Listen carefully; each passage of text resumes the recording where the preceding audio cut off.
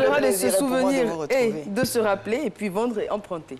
Alors, on y va. On va commencer par... emprunter. Emprunter. Bien. Tout le plaisir pour moi de vous retrouver. Plaisir partagé.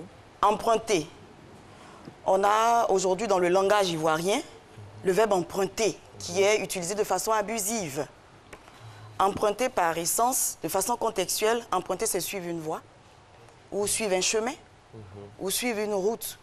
Emprunter c'est encore aller prêter un objet à quelqu'un et puis ensuite, par la suite, aller lui restituer cet objet-là.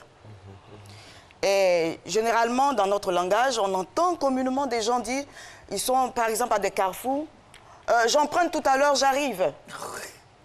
Des verbes sans complément. En réalité, ça n'a pas de sens. Parce qu'emprunter, normalement, c'est un verbe qui ne peut pas se dire, on ne peut pas dire emprunter un véhicule. Mais on l'accepte de façon abusive. Ce verbe, quand on dit j'emprunte un véhicule, c'est dans le sens figuré. Normalement, c'est une voie qu'on emprunte. C'est un objet qu'on emprunte. Donc, quand vous êtes au téléphone et que vous dites j'emprunte, mais vous empruntez quoi?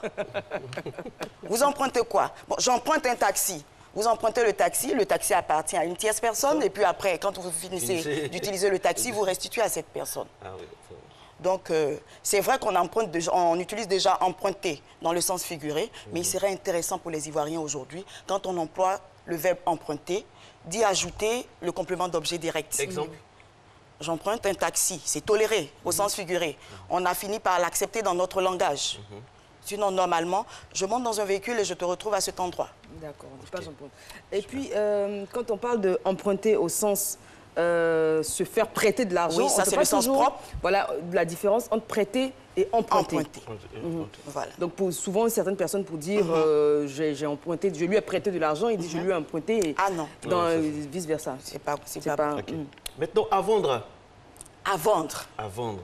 Nous voyons généralement les véhicules en ville, sur les véhicules, les écriteaux à vendre.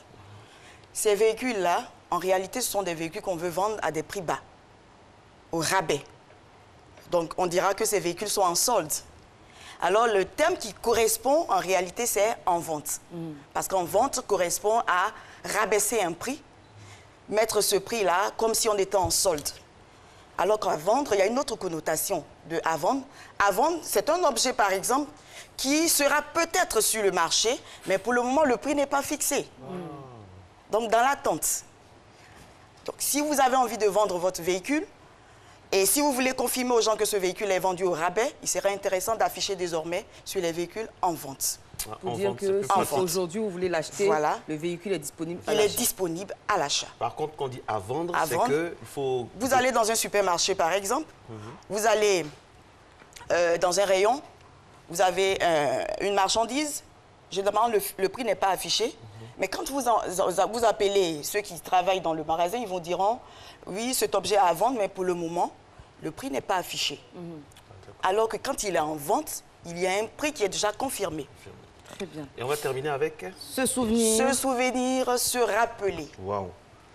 Alors, moi, abusivement, personnellement, on entend les gens dire « je me souviens de son visage et je me rappelle de son visage ». Non, on ne se rappelle pas du visage, on se rappelle le visage.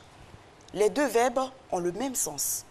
Mais seulement la différence, je vais revenir encore sur un thème que j'ai employé la dernière fois, transitif direct, transitif indirect. On va prendre se rappeler, c'est un verbe transitif direct. Et le verbe se souvenir, c'est un verbe transitif indirect. Oui. Ce qui sous-entend que se rappeler admet seulement des compléments d'objet directs. Et se souvenir admet seulement des compléments d'objet indirects.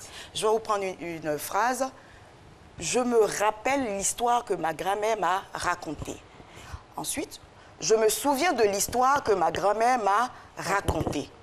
Quand on passe à la pronominalisation, je me souviens de l'histoire que ma grand-mère m'a racontée, je m'en souviens. Je me rappelle l'histoire que ma grand-mère m'a racontée, je me la rappelle. Donc, du coup, abusivement, on a pour habitude d'employer le verbe se rappeler avec la préposition de, ce qui n'est pas normal. On se rappelle quelque chose. On se souvient de quelque chose. Donc, désormais, pour se rappeler, il faudrait éviter d'y ajouter le 2 qui va faire appel à un complément d'objet indirect. On va se rappeler. Non, mais on n'est pas les seuls à faire cette erreur-là. Je me souviens d'un film qui a eu beaucoup de succès. C'était « Souviens-toi l'été dernier ». Normalement, c'est « Souviens-toi de l'été dernier ». C'est pas « Souviens-toi l'été dernier ». Souviens-toi de l'été dernier. Dommage, on aurait voulu continuer, mais il est l'heure du JT. Eva, on va faire en sorte de ne pas faire de fautes jusqu'à la fin de cette émission. Exactement. D'ailleurs, Hamza Diaby est en train d'emprunter là. Oui, Hamza Diaby, c'est à vous le tour dans quelques instants. Merci d'être à Matin Bonheur avec Eva Amani et Marcelin Gouvoy. Merci, madame. Merci, madame. On s'en souviendra.